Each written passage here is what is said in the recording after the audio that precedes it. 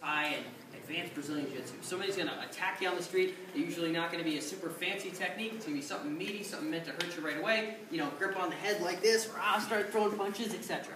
So we'll talk about the other side of this coin, which is somebody grabbing a front headlock in more of a guillotine orientation like so.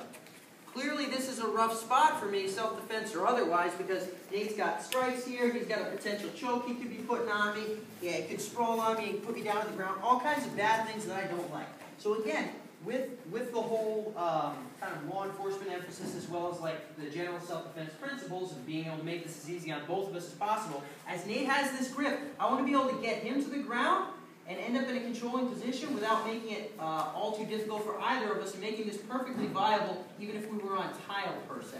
So here, what I'm going to look to do in this circumstance is I need to get my hips on the opposite side of Nate's body as my head. Because if my hips and head are on the same side, if he starts bucking his hips and lifting, he can get the tap on his guillotine. Yeah, he can start throwing a choke on me. Even if he doesn't know what jiu-jitsu is, if he's a muscly guy, it's going to be a hurting time. So as I'm in this circumstance, I'm going to be coming over to the far side. I need to grab this far leg. As I circle, here, I'm controlling his near leg now.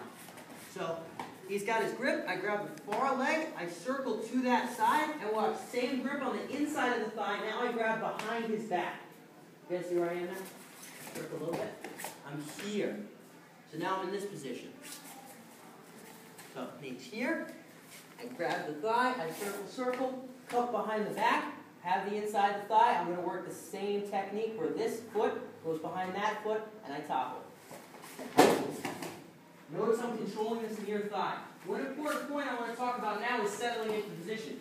Ethan had asked a really good question a second ago about how do you control when you land. Because it seems like if I don't do this right, and I get in a circle, boom, if I topple back and Nate just kind of rolls over this way and gets right back up, now we're back in the fight. And clearly I would prefer that to not be the case if I could help it. So I'm going to control the near hip in the transition. This is what we're going to emphasize.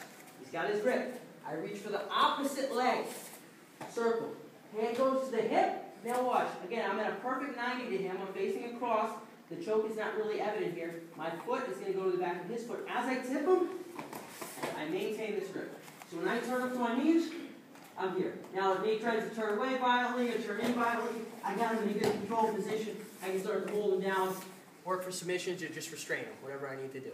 Okay? So we're going to work that variation off of more of the guillotine choke. Make sense, Nate? Very good. Okay, same groups, guys. 1, 2, 3.